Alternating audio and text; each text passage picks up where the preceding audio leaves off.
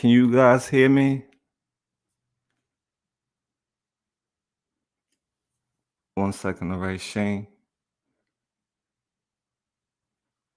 Anyone else get audio? All right, one second. They can't hear me, so let me go fix my audio.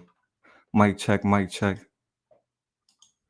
Mic check, mic check. Can you guys hear me now? Can y'all hear me? Shane, can you hear me?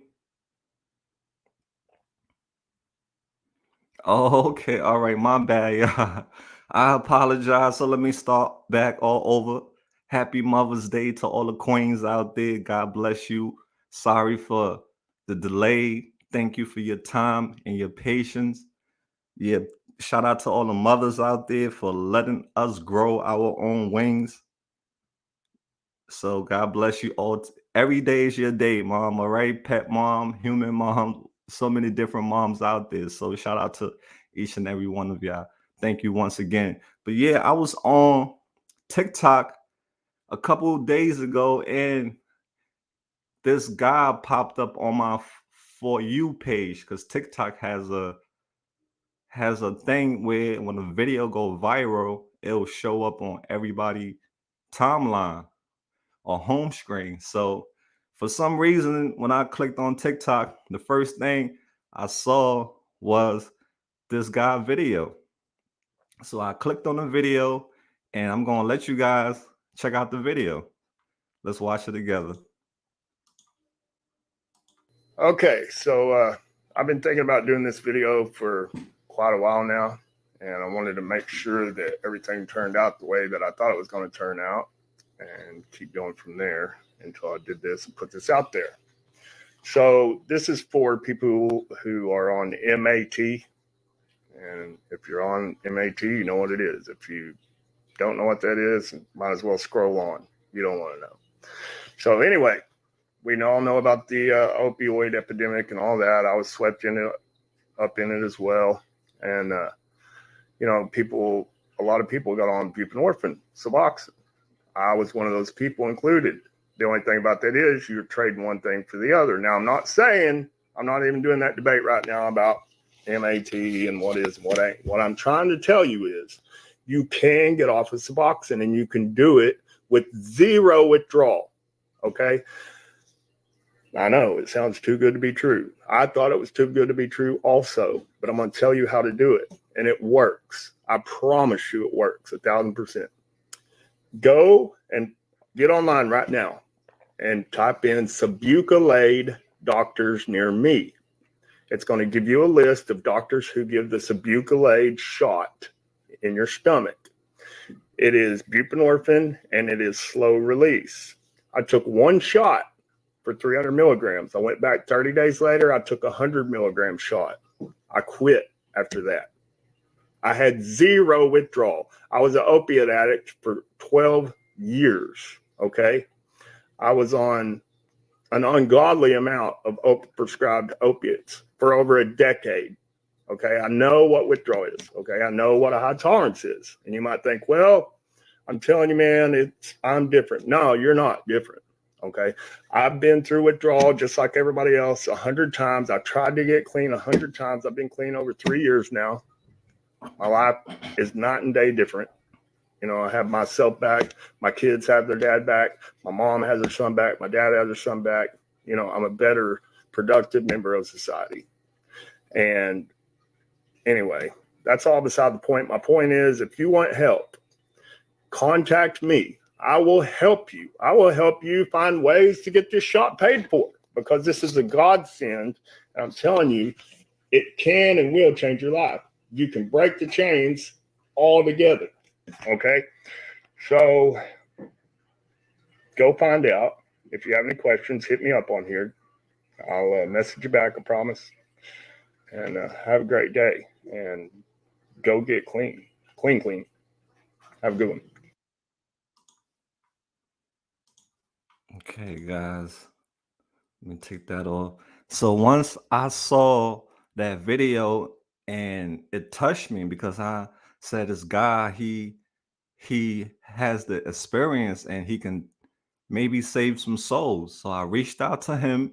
I sent him a a message on TikTok, and he messaged me back, and he gets a lot of messages. So I was really happy that he messaged me back, and we've been talking. And I told him about the community. He came and checked it out, and he loved the mission that we are on, and he's willing to help us any way he can.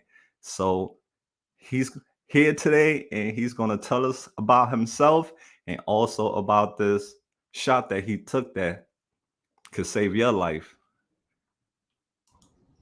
How you doing, Shane? I'm great. How are you? Hey, I'm glad you showed up, man. God bless you. Yeah, happy to be here. Yeah, so what's going to happen right now is I'm going to let you just do your thing, and then I'm going Okay, to let the AML family ask you questions when you're done, all right? perfect. Sounds good. Okay, so you can tell your story, then you can also talk about the shot and anything else you want us to know about you and anything else. Sounds great. Can everybody hear me okay? I will be putting questions up on the screen so that way you can see. Do you see when I you see this comment that I just put up? Do you see that comment? It said hi, welcome. Yes. Okay, so I'm going to be putting questions up on. I'm going to be putting the comments on the screen. So they say yes, they can hear you. You can see Okay. them. Okay, great. So first of all, uh, you know, May is Mental Health Awareness Month. So how cool is that? You know, that we get to talk about this during that moment. Also, it's Mother's Day, so I want to say Happy Mother's Day to my mother Barbara, my mother Amy, my mother-in-law Allison, and last but not least, my beautiful wife Randy. So in the video, though, I said Subucalade, and I have been corrected on that about 50 times. I'm a little bit country. I'm from Fayetteville, Arkansas. It is Sublocade. So that's how it's spelled. Most everybody in the comments already knew that and caught that. So, but I wanted to get that out of the way. It's actually Sublocade, not Subucalade. So I was in a car wreck in 2006, and I got a herniated disc at L5S1. Because of that, it sent sciatica all the way down my back leg. For my career as a profession, I was a construction worker, so I did a lot of heavy lifting. And for me to continue to support my family, I had to get into pain management. I did physical rehab and all that. And as far as the pain management went, I started off like everybody else on Lorcet or hydrocodone, you know, and at that time it was just 5 milligrams. And through the years, I built up a tolerance more and more and more. And on at the end, you know, like the last 8 years, I was on the maximum dose that you could receive, like legally. I mean, I was on 480 pain pills a month. That is 16 a day, you know, and they were treating my pain, and I should have probably got surgery.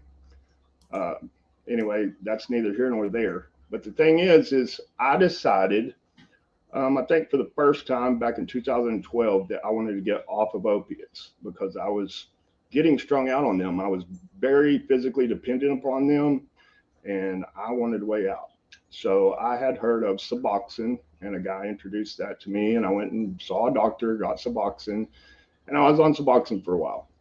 Um, Sometime after that, you know, I relapsed quite a bit, which, you know, I think I told you we were talking on the phone earlier, and I dealt with this for 12 years. And, you know, if it was a boxing match with 12 rounds, I lost all 12 rounds. But I kept trying to get back up and quit. And, you know, I basically scored a 12th round knockout because if I would ever gave up or threw my hands up and forgot hope, I wouldn't be here today. But anyway, I got back on Suboxone when I moved up to Fayetteville, Arkansas in 2019. My wife and I were both opioid addicts, and we moved away from our hometown so that I could get away from everybody I knew. I deleted my social media, I changed my phone number, and although there was a lot of people I cared about, we left that behind and started a new life. And it worked. I can't believe it worked, but it worked. And at that point in time, I started back on Suboxone treatment. After I was on Suboxone treatment for about a year, I wanted off the Suboxone because for me, I just wanted to feel normal again. I mean, I just wanted to wake up and be myself. I didn't want to take something to feel normal. I wanted to live a normal life. That was my dream. And I actually saw a lady on TikTok It's been about 2 years now. And she was talking about this shot. And she said that she got this Sublocade shot and she was able to come off of it with almost no withdrawal symptoms. And when I heard that, I thought, man, this lady's like selling something or something. I didn't believe it. But at the same time, I couldn't afford not to at least try it and find out. So I told my Suboxone doctor at that point in time that I wanted to go and get on the shot, or if he could give me the shot. He said that he didn't think it was a good idea, that it's really hard to get authorized for insurance to pay for it and all that, and he didn't like it. Well, that thought kept in the back of my head. So it went on, and I kept asking him about it, and he was like, look, you just need to take it a day at a time. He really didn't want me to wean down off the pills he was giving me either, of the Suboxone. And like I said, that was not my goals. And so at that point in time, I took it into my own hands and I found a doctor who would give me the shot. And the crazy thing is, at that point in time, when I found the doctor to give me the shot, my insurance covered that 100%. Well, see, the Suboxone doctor I was going to, he couldn't even take my insurance. So he charged me $250 cash a month. And what people don't know, and y'all need to check, because you would never know if you didn't, a lot of these doctors out there who are certified for Suboxone, they do not take insurance. And the reason they don't take insurance is there's many doctors out there who have committed Medicaid fraud. And because of that, Medicaid will not accept their claims. Well, when that happens and those doctors get in trouble, it's funny because they are only authorized to do like MAT. So they can't prescribe narcotics or anything. So they go to this, and now it's like a cash cow. So anyway, I signed up for this Sublocade shot. I went and saw the doctor. I told him my intentions were to get on and off of this thing as fast as I could. And he agreed that he would try my plan. And he stabilized me on what he thought I should be on Suboxone orally for 1 week. I went back a week later and I got a 300 milligram shot into my abdomen. I work on the road now a lot, and I was out of town when I was supposed to go back and get my second shot. So I thought, well, let's just see how late I can push this and not feel anything. So I went about 6 weeks, and I never did really start feeling anything, but I discussed it with my wife, and my next shot was going to be 100 milligrams. And, unfortunately, if you've been affected by this opioid epidemic, you probably know that the easiest way to come off of anything is to titrate down. And the least and least you take, the better off you are getting off of it. So I went on in after about 6 weeks and I got the 100 milligram shot. After that, I thought, well, okay, that's it. I've made up my mind. And I thought, well, unless I just feel like I'm going to die, I am not going back. Well, it's kind of funny because I thought that my time had like that I was about a week away. So I called up there and I said, hey, when was I supposed to come in for that last shot? And they said, Shandall, that was 8 weeks ago. And so I'd already made it. I didn't even know that it was time for me to go back. And, I don't even have it in my urine screen. That's been a long time ago now. And so I never experienced any discomfort to where it even entered my mind that I needed to go back. And I know so many times I tried to get off Suboxone that way orally, and I couldn't. I mean, it felt like I was coming off of opioids, like the same thing. And so if there's even one person, I'm not a doctor. I can't give you medical advice, and I don't want to. All I can do is share my experience with you. And if there's someone who could, that knows a loved one that's going through this, it could happen. I mean, the thing is MAT does save lives, and I am an advocate for it because, if you can do things legally and keep your life together on that, that is amazing. But I can't tell you guys how it felt, that first few months that I was able to get up and just be me. And it's a true blessing. And if I can give that to someone else, I want to. So that's pretty much my story. And I'll be happy to ask any questions about it. Answer any questions about it. Okay.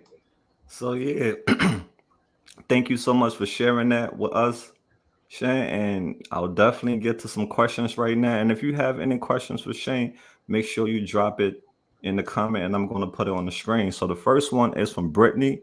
She said, how long were you on Suboxone? She said, I've been on since I've been clean off street drugs, almost 7 years now.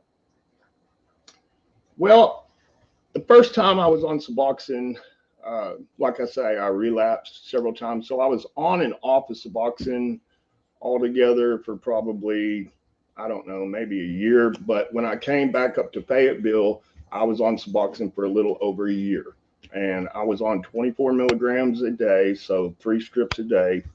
I never took that much. And if you actually, do research, buprenorphine is one of those drugs that less is really more, because the receptor is just so big.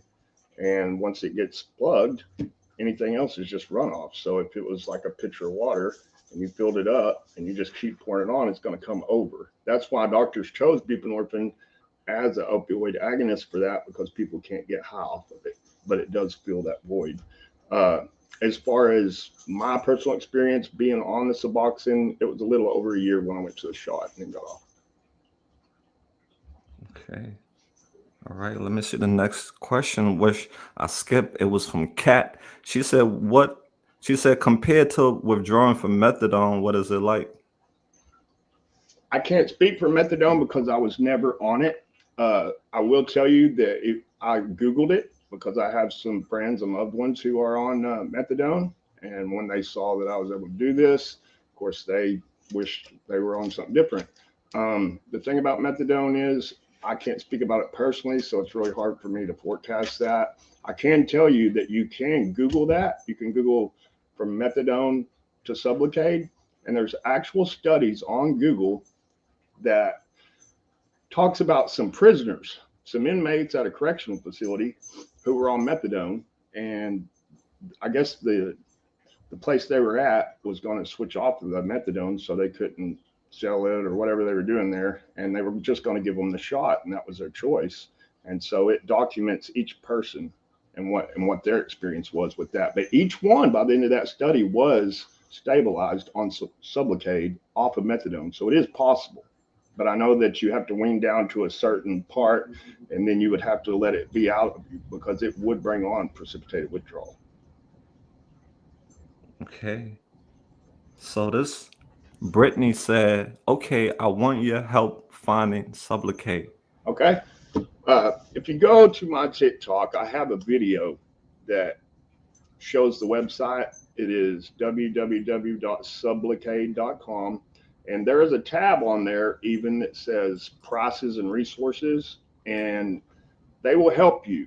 The manufacturer is actually pretty good. I'm actually in talks with them on trying to get some type of voucher code or something, because I've called and talked to them. There was 360,000 people that watched that video in 3 days, and I had over 8,000 DMs and comments. And the people in my TikTok, believe it or not, there's a lot of people in my comment section who did the exact same thing as me. That's what's crazy. There's a lot of people, a big group of people who have done this, but we're not hearing anything about it. And the only thing I can add that up to is doctors don't like to cure stuff. They like to treat stuff. So it's sublocade.com. And like I say, there's tons of other people who have done what I did in that comment section on my stuff and on my TikTok. Probably fought in one of the links here, but it's a blessed redemption. So go on there, and there's a lot of people that's willing to help. That's the main thing you and I talked about on the phone, was it's up to us to help out each other. I mean, we're all in the same thing. And for y'all that have walked through the flames of hell with this stuff and torn apart families, man, it's crazy. We got to help each other. Absolutely. And if you look on the screen, you can see his TikTok handle. Definitely give him a follow. I'm also going to share this information on my TikTok, so that way more people can be aware, because awareness save lives. So this next question, Shan, is from Bob. Bob said, will this work with Trank that's out today? Because Trank is what's taking over now. Trank? Can you say that again? Yeah, Trank, tranquilizer that's yeah. what's eating up people's skin, the abscesses and all that. So what do you think about that?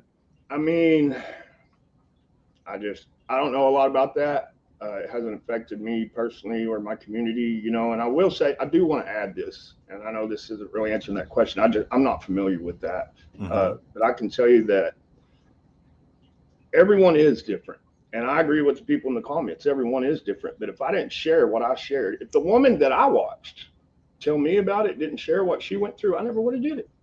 And now here I am. So I felt obliged to let people know. But yes, everyone is different. And that's why I say, you know, I'm not a doctor. I can't give you medical advice, but I can tell you what happened with me. I can't guarantee it'll happen with you. But I mean, like I say, if that lady didn't share what she went through, I wouldn't be here today like this. And I know this. I know that I have heard that there's drugs out there on the street that are starting to evolve and be resistant to this stuff. And it wouldn't surprise me if they pulled this stuff off the shelf in the near future or change the formula. Because, like I say, in America, unfortunately, we don't cure things; we treat it. Yeah, definitely got a point on that one. So let's see. Okay, so yeah, he said he don't know too much about if it'll work with xylazine or fentanyl. What's your take on that? Mark wants to know, will this work for fentanyl and xylazine? You On have the any? on the fentanyl, you know, the main thing is you do have to be with any opiate to get stabilized on Suboxone orally. You have to have it out of your system. So with the fentanyl, from what I've read, it stays in people, I guess, longer. So they would have to detox longer before they got stabilized on the oral Suboxone. But there again, that would be, you know, for the doctor to judge. I know when I went into the doctor, they gave me a blood test, urine test, and they went by whatever my signs were, and that's where they went from that. I know that all of them are different. You know, fentanyl.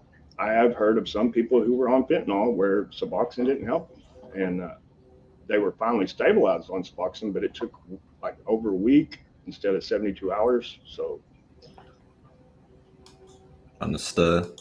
So I have some questions that were directed towards you on your TikTok, and I just put them okay, down. And you have answered these questions in your video, but I just wanted to ask you these same questions again. So sure. this was from somebody. They said, "How do you feel after?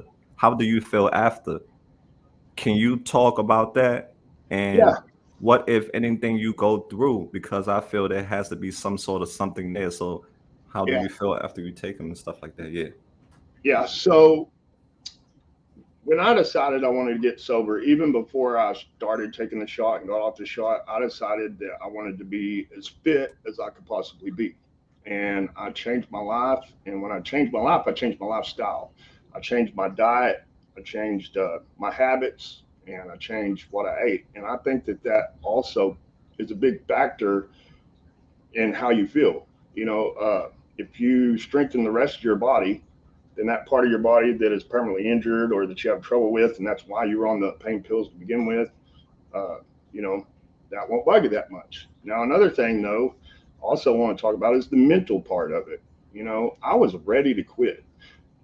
This shot, if somebody does, you know, if they're not fed up and haven't hit their rock bottom yet and really want to quit, don't get me wrong, it's not going to like give them some kind of magic willpower or anything like that. And you know, whether you work the 12-step program or whatever your spiritual deal is with your maker, you know, divine intervention, whatever you want to call it, you know, that's huge. You know, that's a big part of it. But as far as how I felt, it was the greatest feeling of my life.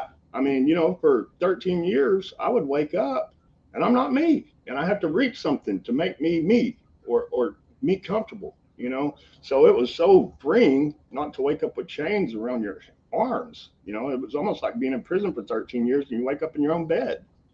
It, I couldn't believe it for the longest time. I just kept waiting for it to hit me. I thought, okay, it's going to hit any day now, and it never did. Right. Okay. So this next one would be, they said, how do I do this with methadone? Been tapering. I'm down to 30. Got down to 19. Had to go back up because it barely holds me. There again, that's why I think it's so important to find a sublocade doctor because like I say, they will take all of your vitals and stuff, and it's really for them. I can tell you that the Sublocade doctor that I went and saw, he told me that they had went back and forth with their guidelines on what they wanted people to be on and what they didn't. He said at first they said they didn't even want them to be on Suboxone before they got the shot. Then he said they said that, you know, they wanted them to be on a certain amount. So each doctor, from what I've heard, is different. Like, it's all different depending on the doctor. So I would definitely work with a doctor or provider. Okay. And this last one, they said, how is the same medication going to get me off when I have been on pill, that word, for 4 years? Yeah. I'll pronounce Yeah. I love that question because that's a damn good question, you know, and it makes sense, right? So the reason, from what I've read, there again, I'm not a doctor. I'm just going off kind of common sense. The easiest way to get off of anything that your body is addicted to is to titrate down. When you are taking a sublingual Suboxone, buprenorphine, the half-life on that, I believe it's about 24 to 48 hours. And when you're putting this into your stomach, then you're putting it into the muscle, and it's an extended release. So this stuff, I read some studies that said you could even still have it in your urine for up to a year after you had the shot. So that means that your body is sitting there microdosing a little bitty bit of that back and forth, you know, just a little at a time. And by the time it finally runs out, I guess it's just a microscopic amount, even less than if you would have cut a strip into 100 pieces. So that's the only thing that I can derive from that and why it works, because, you know, you would think that, like, oh, how am I going to take the same thing to get off of something? So, but that's how, you know, it seems to me that it works. Yeah, you guys hearing it from the man himself. He's a legend, and he's a survivor, helping to save save lives, and he's definitely, educating us here tonight. You guys have any more questions you got for Shane while he up here with us? Guys, y'all don't have anything to lose. You know what I mean? I promise you ain't got nothing to lose. You know, what's the worst that could happen? You know, if you're on Suboxone already, try it. I mean, Right. you know, but if it works for you, you got to go share with people like I am, because we do that. We owe that to, you know, our community. Facts. If we can just save one life, it's all That's right. about keeping people alive. So if they can get on this, take their shot, and they live their life until they can, be normal Yeah. again, I mean, hey, go for yeah, it. I mean, it's Mother's Day. You know, I know that all of my moms wore their knees and their pants out from praying. So this was an answered prayer to them. Wow, look at that. Shane, look at you saving lives already. Brittany said, "Thank you. I just made my appointment." There we go. All right. That's what it's all about. That's what it's all Good. about. Just try it. It's, like he said, what do you got to lose? Try it. Let's see. Let me see. The best movie said, "I am tapering off methadone now at 100 milligrams now." Okay, awesome.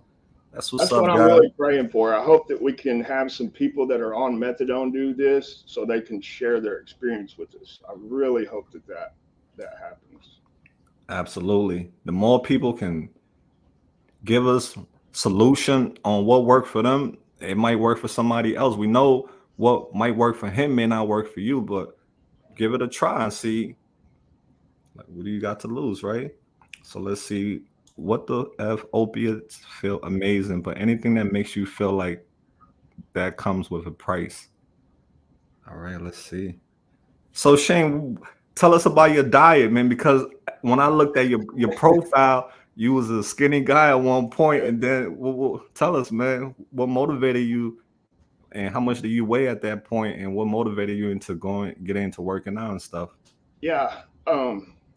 Thank you. I put on about 70 pounds. I weighed about 160, and then I got up to about 230, and now I'm trying to cut back. But basically, the reason I got into it and got addicted to fitness is because I felt like, because of the opiates that I'd done for so long, that was my dopamine source. Well, then I got sober, and don't get me wrong, I was happy to be sober, but I didn't like feel any type of dopamine, like any type of reward. But when I got into the weight room and got into being fit, I noticed that every time I'd walk out of that gym, I was really happy I went. I wasn't always super excited skipping into the gym, but I was always super excited skipping out of the gym. So it did give me that dopamine release that I was looking for. And I think that what you'll find is if you look at the fitness community, there's a lot of people with that same story. I know a lot of the rehab places tell their clients to go work out and they'll take them to the gym and stuff. And I do think that that's a great thing. I mean, it's self-improvement. And as far as diet goes, man, what happened, it's kind of funny. I was counting macros. And for those of you that don't know what macros are, it's just your protein and your carbs. And you're supposed to eat a certain amount of protein a day, which, it varies, but they say about a gram for every lean muscle pound. And I started doing my macros, and before you knew it, I was just eating the same thing every day, basically grilled chicken, sweet potatoes, and vegetables. And before you know it, I just started getting bigger and bigger and bigger. And I was like, wow, man, I should have been doing this all along. I mean, I was like a 160-pound little skinny dude that whole time. And, of course, my family, they're so happy that I'm healthy and stuff like that. My wife actually goes to the gym with me. My son goes to the gym with me. And I mean, let's face it, it's going to add years to your life anyway. So why not? It's a good thing to be healthy. Right. And you also have a relationship with God, because you say in your video that glory to God that he helped you carry you on this journey to where you at now. Absolutely. Absolutely. There was so many times, man, through my addiction. I watched some of your videos on your channel, and when you talked to me and asked me to come on your channel, I wanted to see what you were about, before I came on. And, everybody in this chat room, everybody watching this video that has loved ones on opiates, those people are us. Those people, you look in their eyes, he asked them, what would you do if you could go back 10 years and tell yourself something? And almost every one of them, they didn't even have to think about it because they'd already asked themselves that same question in their head 100 times. Where did I go wrong? And they all say, I'd tell myself not to do it, not to do it. And I felt that because that was me. I'd went over my head during my addiction 100 times, like, why? Why did I get here? How did I get here? And I would pray to God, like, God, please, help me. And the thing was, I had to help myself. God gave me the power to help me. But yeah, I have a very personal relationship with Jesus Christ. And I promise you, most drug addicts, I believe, do, because they're hurting. Let's face it. Addiction might be fun at the very beginning, but there's a big, long time where it is not fun. And it quit being fun a long, long time ago for me. I wanted to get off. I struggled for years and years and years and years. And I had to change everything about my life, everything. But because I did, man, I'll tell you, like, blessings do come back. And if I could say anything to somebody watching this now who is fighting with addiction, you do have hope. When I got to the very end, I almost gave up hope because I didn't have hope. I didn't see me ever being who I am today. I didn't see me ever having a home again. I didn't see me ever having my kids again. I didn't ever even see me being happy again. So when you don't have hope, you don't care. You don't care about anything. And now, if you would have told me then that I'd be where I am now, I would have called you a liar, and I never would have believed it. But it is true, and I think that that's why we need to share back with people, because they need hope. People need hope. They need something to work towards. And it is possible, people. It is so possible. The changes in my life are unbelievable. And my loved ones, my family would tell you the same thing, that, I mean, they probably can't believe it either, because I can't. But here I am. And you guys can do it. It takes hard work, but it's worth every bit of it. Amen to that. Somebody asked, do you know anything about the keto diet? Yeah. Yeah, I mean, that's basically what I was on the macros. Keto is like a high protein, low carb diet. So what it does is you're eating less and less starches, and that's why I eat sweet potatoes as my carbs, because it's supposed to be a healthier carb and not like the white starches of the white potato and stuff like that. So it's basically a high protein diet, and it still lets you consume some fat, not saturated fats, but your good fats. And so yeah, I'm a firm believer in keto. Right. Okay. So, what is the relationship like now with your family and your kids? What is it like? It's, man, you're gonna make me emotional. Hey, we want to hear it. It's man, I'm probably like most little boys, when they were growing up. They wanted nothing more than to make their dad proud, and my dad was proud of me my whole life, oh, you're so smart, this and that. And then, when I got hooked to opiates, I don't think my dad slept for a decade, and because he loved me so much. And he took me and my wife in several times, and all I did was let him down. And I never wanted to let him down. That's the worst thing about this disease. It does not discriminate. It don't. You can be rich, you can be poor, you can be black, you can be white. It doesn't matter. It can get you. And when it gets you, it's got you. And when I got clean, my father is proud of me again. My father helped me start my business back up, my father and my stepmother. And, I got my relationship back with them. I have my relationship back with my mother. My marriage was definitely on the rocks. I mean, we've been married now for 13 years, and that would fall apart, every other week, when you're getting high and stuff like that. I mean, because you're both addicts, and so that those raw emotions are pouring out, and you're around people you don't need to be around. You're around situations you don't need to be around.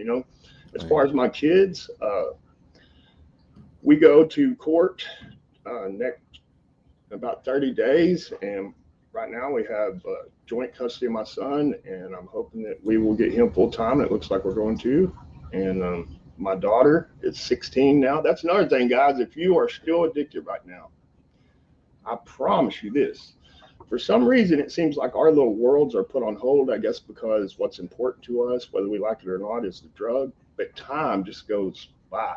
And now you sober up and you look up and you go, what just happened? I mean, my kids are teenagers. They were infants, and so there's a lot of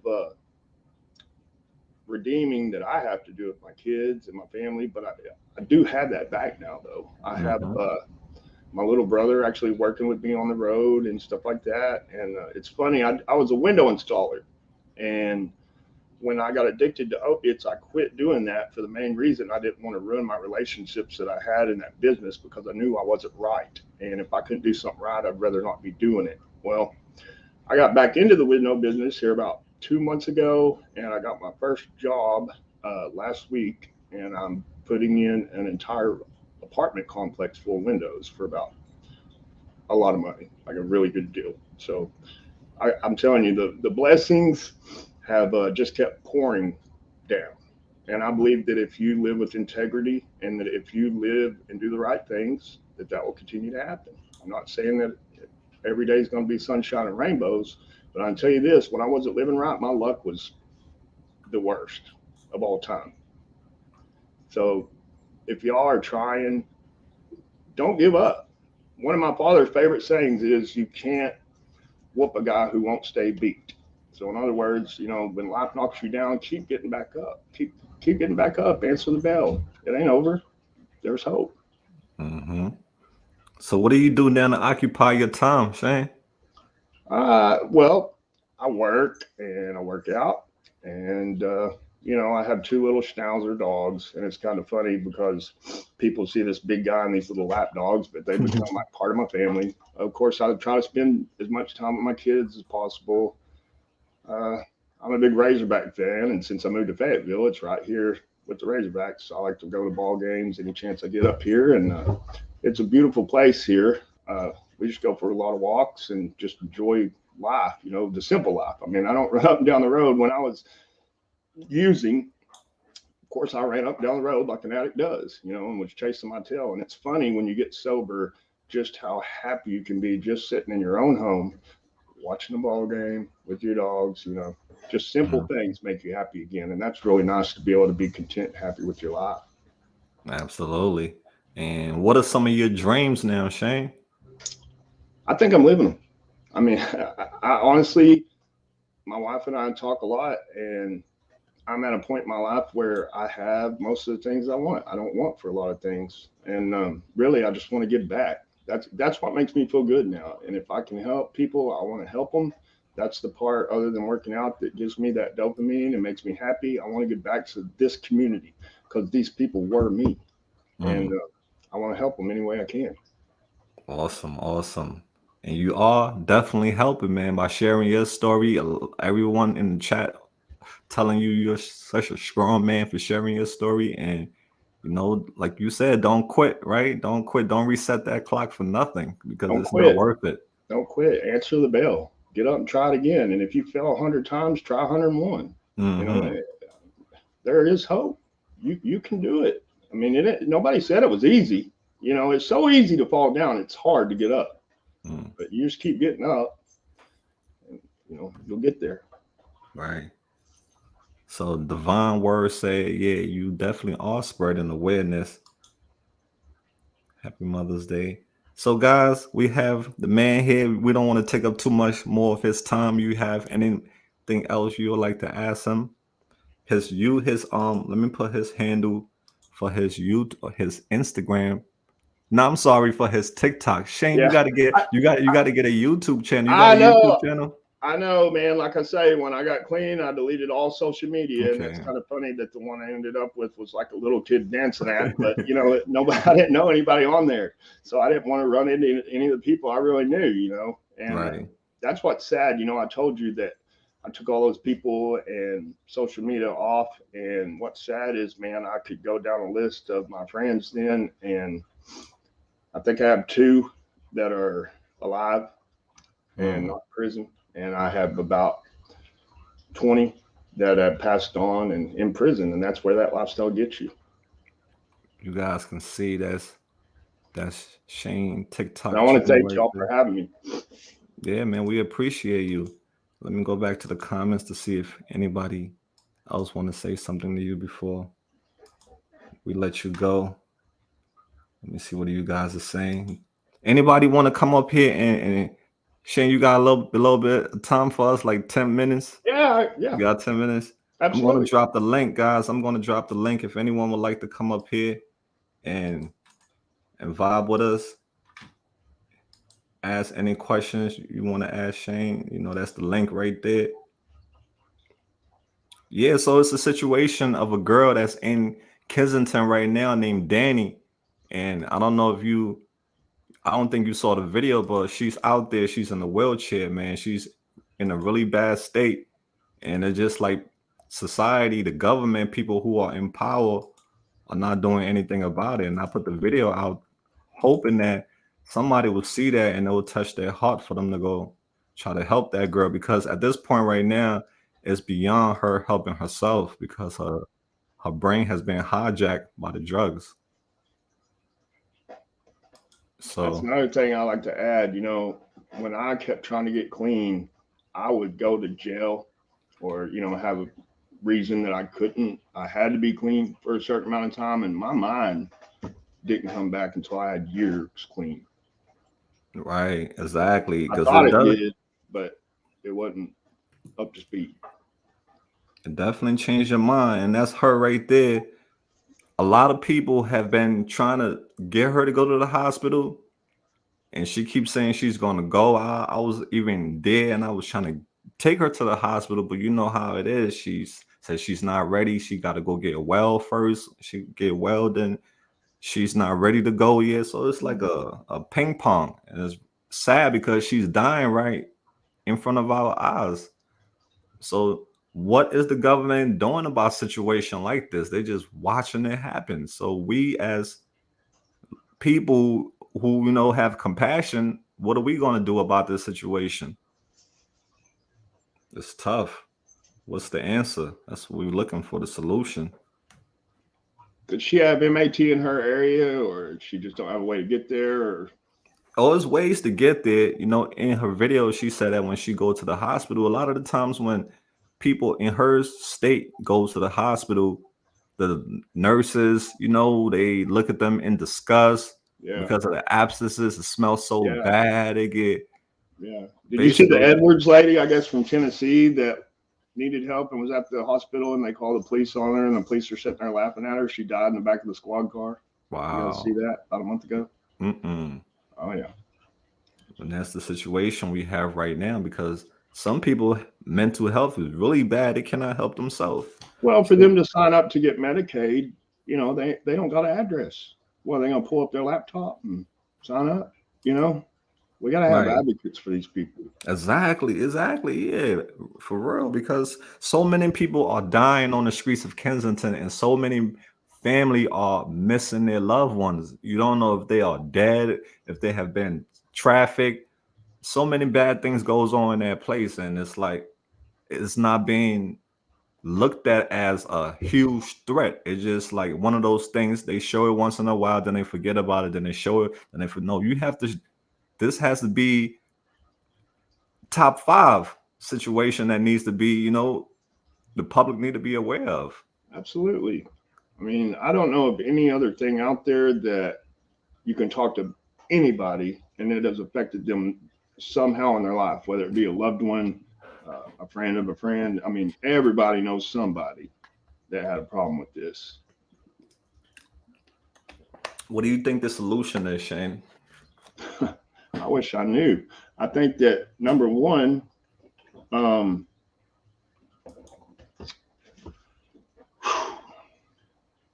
I think that maybe if the states did more on their programs to help people, you know, a lot of the states, I'm from the Bible Belt South, and a lot of times when you get caught with drugs or you have a drug problem, they send you to prison. You know, I had a lot of friends that went to prison because they got caught with this or that. They were just users. They weren't really dealers, but, you know, they would get caught with possession and they would send them upstate, give them a prison number, and then they would be out in 3 months. Well, guess what? They were not rehabilitated in any type of way or learned any coping skills with that drug or the reason they do that drug. And guess what? They came home, they did it one time, and they're dead. And I think that rather than making everybody felons and however that works with the state and stuff like that, I think maybe it'd be a good idea to try and give these people some steps and educate them on how they can distance themselves. You know, I don't know about everyone else, but I can speak for myself. There's a reason. I talk to my kids now about both of these things because I don't want to see it happen with them. Whether we know it or not, if we're self-medicating, we are self-medicating for something that happened to us and it bothers us. And we're still harboring that inside.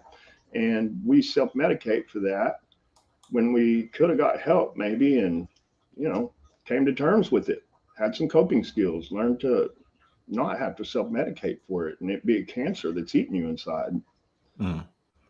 And somebody made a very good point. They said that they put up all these barricades for a person who want to get help first. They need an ID.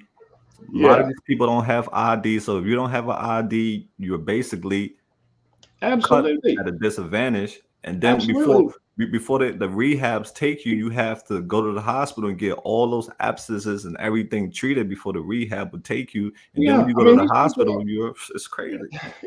Yeah, these people are homeless and they're like, oh, well, you need a social security card, a birth certificate. You know, these people don't even have an address to get mail, you know, and we just pass these people every day. And like I said, that person right there, that was me. Me. And a lot of the people, you know, in this room, that's us. That was us. We got to help these people. We see her on the outside, and some people could take some personal judgment on her and say she's this, she's that, but she is us. She is us on drugs, and it could happen to anybody or be anybody. That's somebody's daughter, somebody's mother, somebody's sister. Absolutely. And this is the situation that we're faced with, having to just watch people die every day at an alarming rate, and the government is not spending the money and the resources that can fix this problem. And That's the funny thing. If they would fix this problem instead of spending the money to do what they're doing, I mean, let's face it, this problem right here, this opioid thing, it's hurting them because they have more people on welfare because they're not going to work. We have more people on Medicaid because they have zero income or they fall below the poverty line. They have more people on food stamps. If you cured this one thing, and I don't think they'll ever cure it 100%, but if they could get the numbers back down, then they would save billions if they would address millions. You know, I was reading earlier, COVID killed 1,127,928 people. Okay. Wow. Opioids have killed 932,000 since 1999. Think about that. Right. Exactly.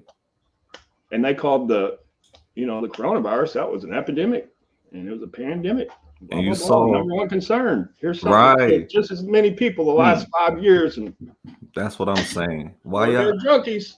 Why y'all can't put the same amount of effort y'all put into getting people prepared for COVID? Why y'all can't do the same thing for people in this lady situation? Because they need help. People need help out there, and people say, "Oh, they gotta help themselves," but some people they can't help themselves.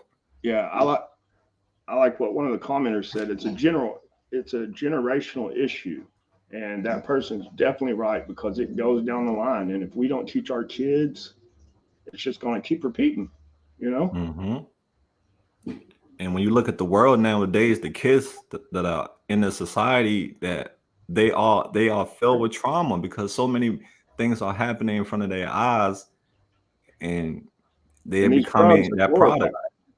Yeah, exactly. The drugs are glorified, absolutely, and then they targeting the kids because they have all these different colorful drugs, the gummies, all these different things to attract the younger generation. I told my kids, you know, when I was growing up, my parents would tell me that if you try a drug one time, it could kill you. And that's never been more real than now, you know, unfortunately. Amy says social service agency should at least assist these folks with obtaining a birth certificate and ID. Then it's up to the individual to decide if they want treatment or not. That's the thing. Some of these individuals, they cannot make the choice for themselves. That's the sad part. What do we do about those individuals like her? She says she want to go to the hospital, but she's afraid her legs is going to get cut off. She's afraid she's not going to come back. So that means she should just stay out there and die because she cannot make the right choice. So those are the people we need answers for too, because some of us can make the decision to go, but what about these ones? Well, they're putting red tape around a situation that is chaos. And how are you going to do that? You know what I mean? Like they're making her have certain requirements for this and that and the other, and you're talking about a complete chaotic situation. So it's going to never work. Some people, you just gotta like I said, the same effort y'all put into COVID, telling people they have to do this. You can do the same thing to these people who are in the state. You can force them to do certain things. It don't have to be inhumane. It could still be you trying to save their life, but just do it in a way that's filled with dignity and respect. That's all. It just breaks my heart when I see them just out there just dying. You look at Needle Park, you see people all over Needle Park with their belongings everywhere. And this is America. This place got money. This is what so why is this happening? Like, why people who are affected by drug are not being treated with compassion and dignity and respect? Absolutely. I want to address one of the comments I just read. I think it was Brittany asked me if I paid for the shot or if I used insurance. And that's a really good question. I qualified for Medicaid because I was low income. And so it did pay for my shot. But guess what? I wouldn't qualify today. And if I didn't get that shot, I wouldn't been able to not qualify. See what I'm saying? So it went hand in hand. You know, I wouldn't qualify for it now because I'm making money, but I wouldn't ever be able to make that money if I didn't have that Medicaid program that helped me pay for that shot. Man, this is a tough question, Amy. I respect your opinion 100%. We're always going to have disagreement. Yeah. She said, I believe some people just don't want to be helped. This is the life they want to live. I don't think nobody want to live that No, life. I'm Some people sorry. I would don't say think that, that. but I don't think they I really think mean that that. maybe their hope was removed. And Mm-hmm. because of that, because I used to be that person now, I'm telling you, I did not want to wake up. And when I woke up, I would curse God. I was mad. I didn't want to be there. And I just didn't have the balls to eat a bullet, you know. But I'm telling you, when you take somebody's hope away, it Mm. might look like they want to be that way, but they don't. They just don't see any light at the end of the tunnel. They, Mm. and I promise you, they're not choosing to feel like that because it is not fun. Mm-mm. Mm-mm. A lot of people get addicted to the lifestyle, not Yeah, just the drugs, the yeah, lifestyle, the whole. oh yeah. At first, it's you know, fast and furious, and this and that, sex, drugs, and rock and roll is what my dad called it. But you'll fall out of love with it real quick. Right. So, guys, let me see. Evil is dictating the narrative all over the world. Absolutely, Mark. Evil is definitely dictating the narrative because that's all you see out there. You turn on the news, it's nothing but a war zone out there.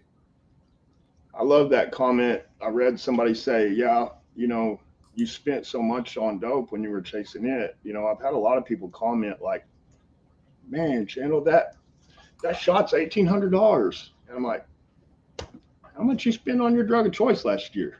Hmm. Ain't even close. Right. Like you said, hope, man. Hope. Yeah, Shane, hope is what, if you lose hope, you're just going to feel hopeless and you're just going to keep on doing what you're doing because there's, like you say, there's no light at the end of the tunnel because there's nobody there to to help you. They just make things harder for you. and these people have had loved ones. That's one thing I will say about people from my family. Man, I don't see how they did it because, like I say, this didn't go on 3 or 4 times. This was like an ongoing thing for me. You know what I mean? And when Right. I would tell them things, I never one time had malicious intentions. You know, I was trying to tell them the truth, and I meant it with my heart. That I'm like, I'm not going to get back on them. I'm not going to do this. I'm not going to do that. Yet I was lying to myself, I guess. Because I was unable to do it. And like I say, it took me over a year of clean time to where I came back to myself completely. So some of these people, as far Hmm. as I used to think it wasn't a disease, and I still yet don't. I don't know. I don't really have an opinion on it. All I know is Hmm. there will come a point in your time in your addiction where you are not in control. You are not making the choices Hmm. Hmm. Exactly. Exactly. because Yo. you would never spend your kids' grocery money on drugs. But guess what? That drug will. Hmm. Facts. Shout out to Trey. He said he or she, I'm sorry, I was homeless in North Philly, no insurance, and now I went to rehab, got help, got ID, got insurance. Hey, congratulations. You Yeah, it's know, great. you're one of the warriors, one of the strong ones. So Uh, many people. Hmm. Yeah, that I wanted to come up with a T-shirt a while back that said, "Nothing says certified badass like a recovered addict." Oh, do it, man. We'll buy it. I know I'll buy one. I love it. I love the sound of it. Definitely. Let me see. Divine said we have to realize too, as being former addict, people will make excuses because they simply aren't ready. But that doesn't mean they shouldn't be treated as humans. Exactly. Yep. Facts. It's just like the drugs just take control of, hijack their brain. Their brain is hijacked. So Yeah. some of them will never be Yes. ready. That's the sad part. Some will never be Yes. ready because they're hijacked. And what do we do about those people? Because those are the ones who just are left to just suffer on the streets and die. So it's a tough situation. I don't know, but we just have to keep We just gotta doing stay what we in it. doing. Yeah, Yeah. we got to keep raising, speaking up, sharing our stories, and keep letting the world know, hey, this is a bad picture of the future. If we don't tackle it right now, it's just You going to tear a get wall worse. down a pebble at a time. You know what I mean? And that's Hmm. we just gotta start keep throwing at it. Yep, we're doing that, Shane. Thank you so much, Shane. Is there anything you want the world to know about you? Don't give up. And whether you're religious or not, everybody has a lot inside them and power. And you can harness it or you can ignore it. But basically, If you have loved ones out there or you are on this stuff, please don't give up. We can win. It's attainable. Whether you believe me or not, you don't have to believe me. I'm living proof. So just keep giving up. That's my message. Awesome, awesome. And once again, guys, you can follow Shane on TikTok at Blessed Redemption. He has a lot of good videos on there that can explain more about the shot. And you can also you have okay, you can DM him, or I will put his email on the screen so you can Yeah. also email him and ask him anything offline. Look for your email now. So yeah, you can say whatever you want to say. And in closing, you wanna do, Shane. We're gonna wrap it up because I think you Thank have you. Thank you so much for having me. awesome. So yeah, I will stay connected with you, Shane. I have your phone number. Absolutely. And we'll stay in touch and get that shirt going, man. If you need me to help you with the design of the logo, I can do that, man. We got to get Yeah. that shirt ready for the summer. Yeah. That sounds great. All right, brother. So thank you so much for educating us, and we wish you much success on your journey to, being normal person and living a productive life off drugs, off the demon. I mean. Y'all have a good one. All right, take care, brother. Enjoy the rest of your day. You too. All right, peace. Yo, guys, I want to tell Shane, thank you so much for coming up and blessing the stage. And I will continue to reach out to more people out there who have stories that can help any one of us, whether it's with any resources, something that, that can resonate with someone. If you know anyone out there that's on TikTok, that's on Facebook, that's on YouTube or any social media platform that's making a difference, and you think that person can, add some value to the community, let me know and I'll write them an email, just like how I did with Shane. I'll write them a nice email and let them know what we're about and if they want to come on board. So, right, it's a lot of people out there who sharing their stories. We need those stories so it can give more people hope. It gives me hope when I see stories like that because doing this work takes a lot on you when you deal with so many deaths, so many relapses. When you get a success story, it makes everything worth it. Because sometimes the hardest thing is knowing you did your best to help somebody and your best wasn't good enough. But we're not going to give up on the mission. There's so many people out there who need this knowledge, this food. That's why I'm calling it food now. They need this food to survive because if you don't have this food that we are given, you're not going to be prepared. So that's what we're doing. We're giving this food of knowledge, so that we can save somebody, right? If we can save one soul a year, or how many souls we can save a year, hey, it's all worth it, right? But yeah, back to the Danny situation, guys. I was out there.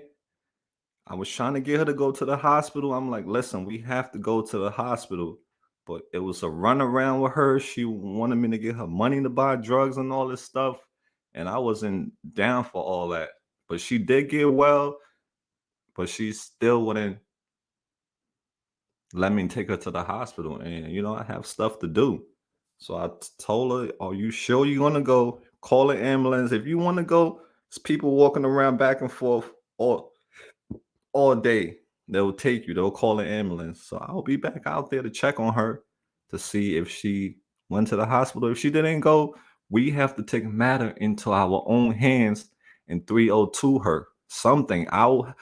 What do you guys think? You guys think I should call the ambulance, or what do you think I should do for her? Because she cannot do anything for herself right now. She'll tell people that she's going to go to the hospital, take whatever she can get from them, and she wouldn't go. She wouldn't go, guys. So what, as people, we have to to do something, because the government is not doing nothing about coming out there and rescuing this girl and taking her, because this is an emergency. This her situation is like a FEMA. It's like a FEMA situation right now. That's the state that she's in. It's a FEMA situation. She has to be rescued. Call an ambulance. Okay, Marianne. Yeah, because we have to do something. We cannot just sit back and watch her just die. And she's in that wheelchair, goes to the bathroom in the wheelchair, everything she does in that wheelchair. Yes, everything goes on in that wheelchair because she cannot move.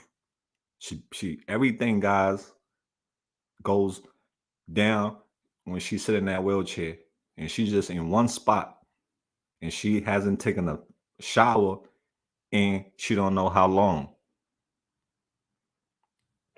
So we have to do something about the situation. I'm looking for solution. So call an ambulance. Marianne said call an ambulance. Okay. Because I'm going to be back out there this week, because this girl is dying right in front of our eyes. You remember Michelle, the young girl who just passed away recently, who her arm was really bad and she couldn't make the decision to go stay in the hospital because of the withdrawal. She kept on leaving and going AMA, and she died. But this one, she can't move. She can't do anything. Let me see. Follow your heart, Mal. Yes, Chuck. I'm just trying to see what we can do that will help her. Who can we call by the gang low, blow their phone up for them to help this girl? Who can we call? I don't have no family or friend number for her, so I don't know where her family are. I was hoping that someone would see the video and reach out to me and say, "Oh, that's my family. Where she at? Can you take me there?" And something, but it's nothing. It's all silence. And I would hate, to hear that, because the state that she's in right now is at death door. I'm not gonna BS you. She's at death door right now in the state that she's in, because all this drug is doing is just sucking the life out of her. Every shot that she takes is just sucking the life out of her, and she's doing more and more of it to not feel pain, because she's in. When I asked her what's her pain level from 1 to 10, I think she said like 13.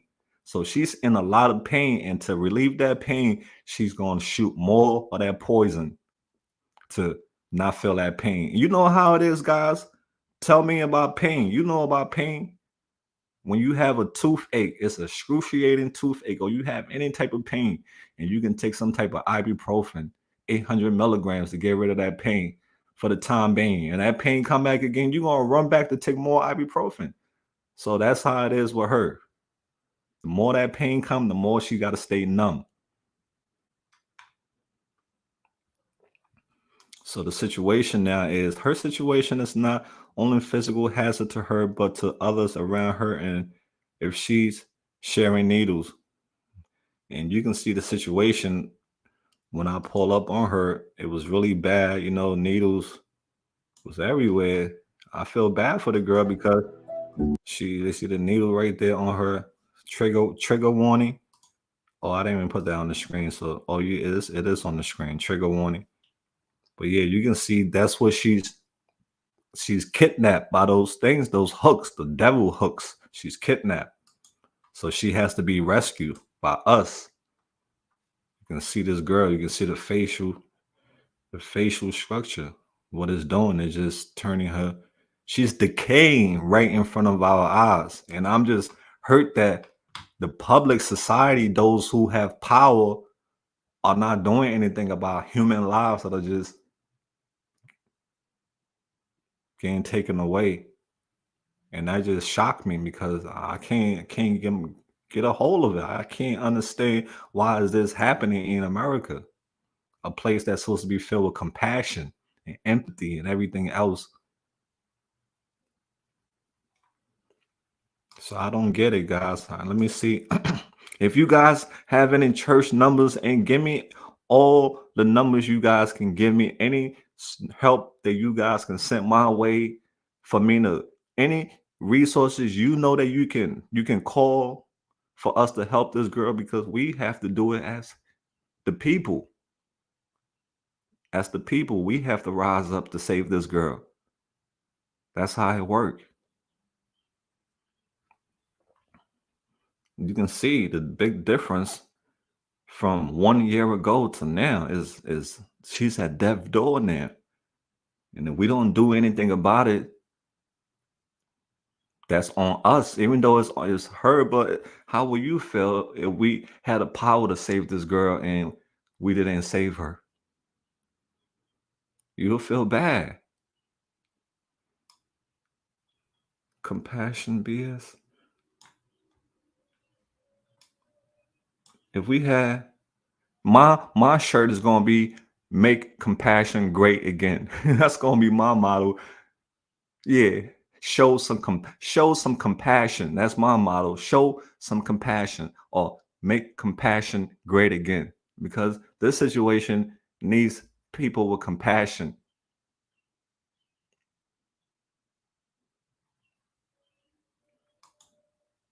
Yes, call ambulance people to talk to her, that she could, yes, I can call an ambulance, but I was out there, and people who care about her, people who watch my video, they are mad with her because they all telling her to go to the hospital. Everywhere that I went with her, people was like, you got to go to the hospital. You got to go to the hospital. So everyone is telling her she got to go to the hospital.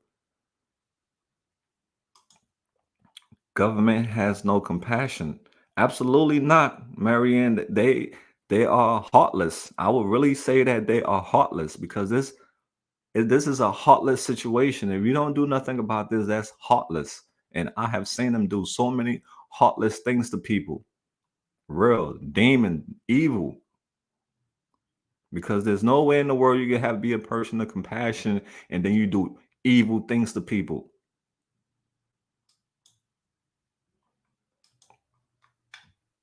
I've seen it. They have done so many evil things to people, man. So many blood are on other people's hands. So many blood is on the ground.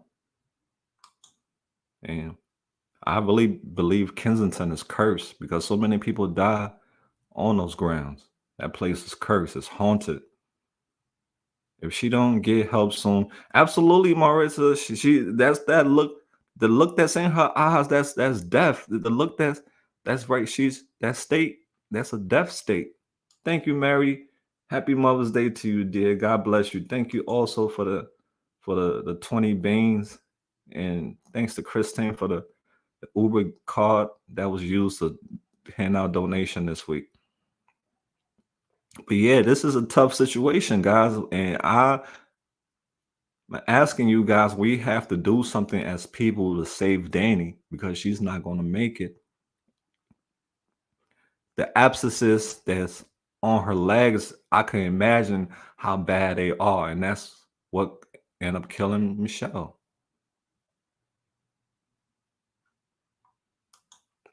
I swear AML family is the best. Good people. Chuck, we have to be for everyone else. Our government, it's our government. Absolutely divine world, because it makes me, it leaves me in a state of shock, because I'm like, if I was the president or any type of big leader and I see this type of situation, that would not be happening. You have so many abandoned buildings all over Kensington, abandoned factories, abandoned stores, abandoned this, abandoned that. Take money and put it into fixing all these abandoned buildings and open up places for these people where they can go do their drugs, so that way the streets don't have to see it, the kids don't have to see it, the neighbors don't have to see it, the neighborhood don't have to deal with it. Open up places, have therapists in those places, have so many other things that give people hope. People need more chances. I'm just hurt, guys, when I see stuff like this in Kensington, and it's like it's not of great importance to the government. It's not being highlighted as every day should be a headliner on the news about this epidemic. This girl should be on the news right now, making front page, because this is something you see in a third world country. People who are, dying from starvation. That's what it looked like. And you in America, you seeing this. So you guys should call an ambulance. The ambulance is gonna help her. It's gonna take her, because I'm going out there this week, guys, and I'm sure. Well, I hope she proved me wrong. I hope she went to the hospital, but and she stays in one spot because she can't move. And a lot of people don't like to push her because, like I said, she does everything in the wheelchair.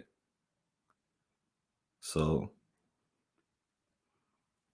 the ambulance, guys. Yes, exactly right. We have to do something, guys. We have to, if we got to make a flyer or something to rescue Danny, let's do it. What can we do to rescue this girl? I'm gonna go out there. You guys, I should call an ambulance. I will call an ambulance, but she needs to be rescued. If she's just using the bathroom in the chair constantly, then it's going to drip. Exactly. Hey, David, that was the same when I was out there. Everything goes down the well. When I pull up on her, that was the same. It was really bad. And she can't do nothing about it because she's stuck. And imagine the infection and the heat wrapped around in this blanket. All it's doing is just cooking the skin more and more, making it worse. Because the heat. And look, such a beautiful girl. They all addiction steals some of the most beautiful souls, I swear. Never in her life, in a million years, she would ever think that she would be that girl in the wheelchair. A million years. No one in a million years would think that. But like she said, it happened. She never thought it was going to happen to her. So guys, we need a solution. I'm asking you guys for a solution. And I have gotten to call an ambulance. So that's what I will do. You guys have any other solutions you think, I need to look into? It's very sad. We have to keep together fighting. I will keep saying it over and over. Yes, we as the people, divine word of truth, we as the people, we have to come together, and that's how change happened. Remember back in the days, those great leaders, for change to happen, they had to come together. Operation Save Danny. Who do we have to email? Remember when that situation happened to Bree, to Alyssa? We all got together and we emailed Joe Holden so many times. Joe Holden was like, damn, what's going on? And that's how come that case got attention. It got attention because of us emailing Joe Holden for them to take a look at this case. Because if it wasn't going to be us aggressively, calling them, emailing them, that girl case would have been a cold case. Even though it's a cold case right now, they haven't found a person who did it, but it would have been even a colder case because nothing would have been done about it. She wouldn't have made the news. She would have been just another statistic. But by us contacting Joe Holden, a group of us, army of us, that case got the attention that it deserves. So I think we need to apply that same effort that we did for Alyssa. We need to apply the same effort for Danny. But who can we write? She needs an intervention. She needs an intervention to save her life.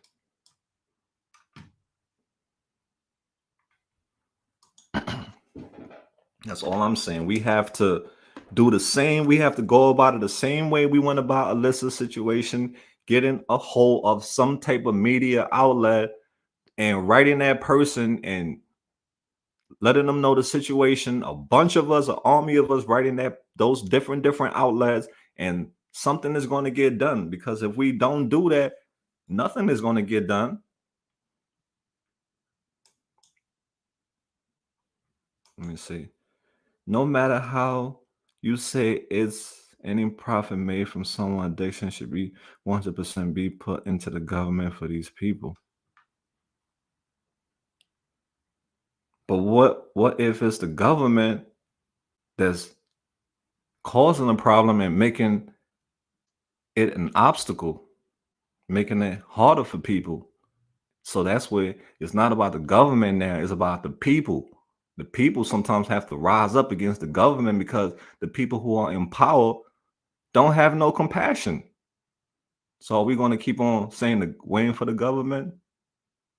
Or are we going to take matters into our own hands by contacting other people outside of the government, contacting the media outlet, contacting whoever that can help us? That's all I'm saying. Because it's Dr. Phil, he does, yes, whoever you guys think we need to get a hold of, get that person email, and let's write that person about this girl case. And that's going to open up, like I said, the same effort we took in helping Alyssa with her situation. We got to do the same thing for this girl. Writing whoever you guys think has a power that can help this girl. But I'm not from Philly, don't know if it's the same there. I would imagine she already had. Yes, absolutely. I mean, she's been in that. Her legs is bad. Her legs is going to get cut off. That's how bad her legs are, and she is afraid of going to the hospital because she don't want to lose her legs. So her mind is just playing tricks with her. So in her mind, she's just going to stay out there, keep on shooting up the drugs, and they're just going to keep on numbing the pain. But underneath the frame is eating her up. That's why she covered herself, because if she took that cover off, you would be like, oh my God, this is a human being that's out here and is eaten alive by infection.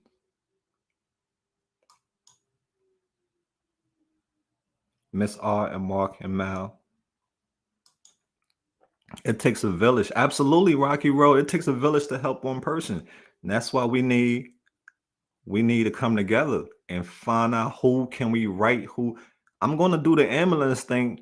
I'll definitely try the ambulance thing, but if the ambulance thing don't work, we have to figure out a way on who can we write that has some type of power that can do something about this situation.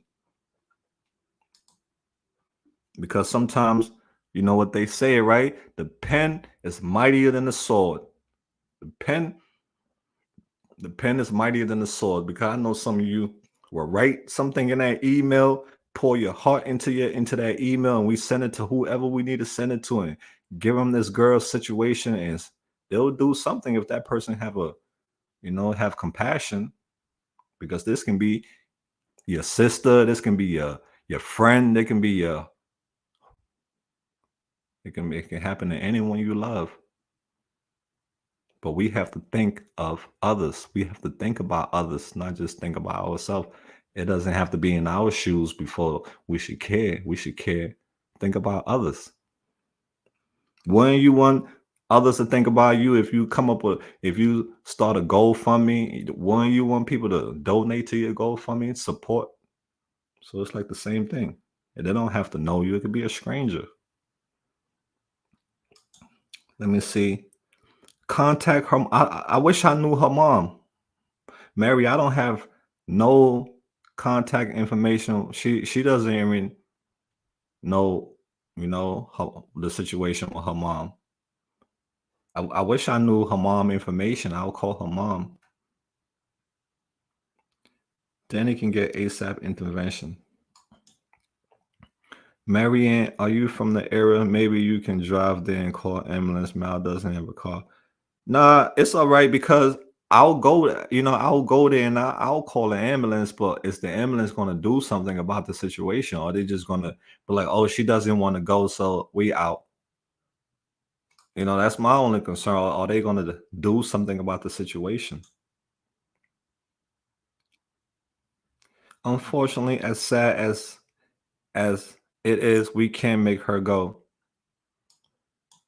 Mm. And that's the part that drives me crazy, that a person, you can clearly see that they're not making the right decision. You have to make the decision for them. In this situation, if you see, do you assess the person the state that the person is in, and you see this person is in a near death state, and automatically a person will be like, this person is not in the right mind to make the right decision if they're in this state. So you have to make that decision for them against their own will. And I don't care. You got to do it against their own will to save their life. And like I say, you don't have to do something that's inhumane. You can do it with dignity. But like you guys said, the government don't have no compassion. They don't care. So that's why so many people are dying and dying and dying every day.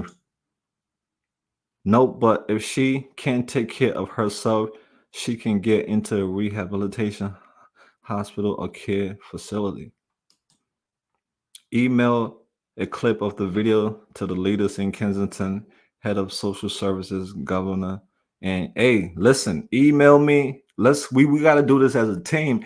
It can't be a Mal emailing. No, we have to come together as a team. I'm going out there 10 toes on the ground, getting the story, bringing these people into the light. I can't be the same one too, writing email, don't know. We have to come together. Everybody have to play their part. I can't just be the one carrying all the burden. A lot of you guys help me, and I appreciate all the help that I get. But when it comes to writing and all that stuff, I'm not the best writer. I'm good at going out there in the trenches and bringing the people into the light.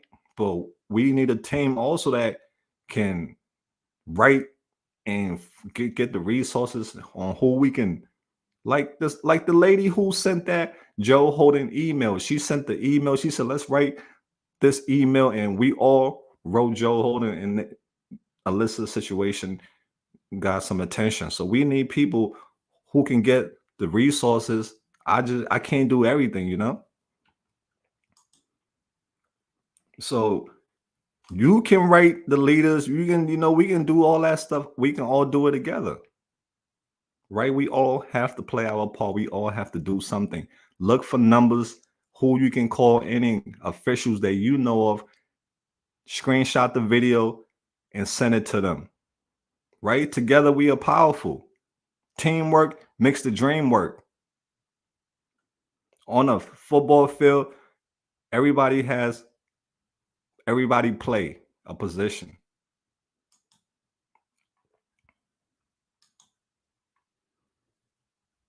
Right. Team Danny, exactly. Because that's the only way that this girl life will be saved. Because if we don't do anything about it, I'm going to do another rest in peace video. Hospital in the area prey on the addicts, treating them horribly while taking full advantage of them. And that's why, people who go into these fields also have to be trained on compassion. You can't just be trying to take a position like this because it's easy money, or however you look at it as. No, you're dealing with people, humans. So you got to have compassion for when you're in that field. And that's, a lot of them don't. Sorry to say that, but some of these nurses don't have that. They don't have the patience, especially dealing with people who are in addiction. especially when they see them coming with the abscesses, the smell, they have a look of disgust in their face. And these people are ashamed. They don't want to be looked at like that. So they are ashamed and they don't want to go, because if you was like that, sometimes too, you'll be embarrassed. You don't want people to see that. You're ashamed. So they just don't go. And then when you're being treated horribly at the hospital, you're gonna AMA, against medical advice. Bye, Mary. I miss my mom too. Yeah, shout out to everyone for joining tonight live. Thanks to Shane for coming through and dropping that knowledge on us. Please, guys, look into it if you really are out there struggling bad. You matter, your life matter. You deserve better. I wouldn't typo. It's election time. I don't know the candidates. If anyone knows the name of down there, yeah, please share. Please share, guys. If you know any person, anybody who are in power or have any type of influence in helping us with this situation, please let me know. Email me. If you have any email or any news people you think we should write, email me the information. I'll do another live where we can talk about how we're going to go about contacting that person, because this is a life and death situation when we have to act ASAP. So Monday, guys, please, can I hear back from somebody that they have some type of number or email that we can write a person with this girl's story? Hopefully her parents, or we can take this and get more exposure on it. I'm just trying to save a life, guys. That's all I'm trying to do. Yes, we're a family, and we have to stick together, because if we don't, so many lives is going to go. Right, guys? So I don't think I have much to say anymore, but this is on my mind heavy. This girl, she's on my mind heavy. She's dying right in front of our eyes and others. Yep, absolutely. She's at death's door from what I'm saying.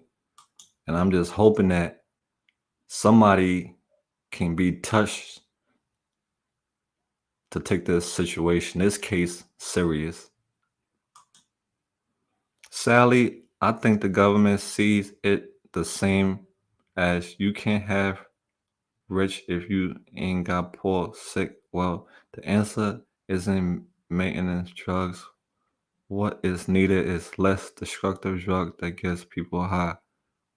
This is a complex situation. We all gonna have our opinion on what we think can fix this problem. And my opinion is compassion and love. That's what can fix this problem. People taking the time out to stop and help other people. People taking the time out to find out about other people, what they're going through in life, what struggles that they're having, how they can be of help to that person. Take other people problems and as yours sometimes, compassion. If the world had compassion, it wouldn't be in the state that we're in right now. Because if the world had compassion, this girl would be somewhere right now getting treated and getting embraced. She would be embraced like any other person who weren't in her state. And that's what we have to fight for, compassion. And people who don't know it, they have to learn it. Yeah, I think they should teach compassion in school. If I had my school, I would teach compassion would be on my list of subject. Compassion, because some people don't go home to love. They don't go home to nothing. They go home to demons as parents. Evil. They go home to evil. So that when they come back out to the world, They don't care about other people suffering because they're suffering themselves. So in my class, I will teach compassion. You're going to learn compassion before you graduate my class. Well, guys, it's time for me to wrap it up. Thank you so much for stopping by. I appreciate you all. I'll be out there and I'll keep you guys posted on the situation with Danny. But like I said, if you have any resources that you can help the family with, email it to me. I will be going through my email all week. So email me and I will share it with the world. All right. But we have to act now, not later, now. It's as if your life was on the line. We have to act now. I'm bringing it to the light. Like I said, I'm going to bring the people to the light, but it takes us, all of us, a village to help.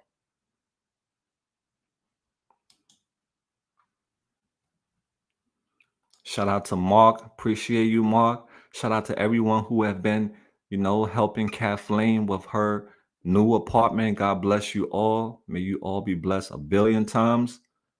Keep uplifting other people. All right. Keep doing it. The world needs you. The world need me. The world need more of compassion. Make compassion great again. That's my motto. Show some compassion. Like everybody, that quote I shared, people want to argue, oh, it's a disease, it's not a disease, it's a choice. No, people are dying. That's all that matters. It doesn't matter if it's a disease. No, people are dying. That's all that matters. People are dying. And how can we be of good help to them? Because it could have happened to us given that hand in life. And how would you want to be treated? That's all I'm saying. Okay, guys, we riding with that wave. Make compassion great again. Show compassion. Teach compassion. All right, guys. I love you guys. Time to sign out. Until next time, we out there. Peace out, guys.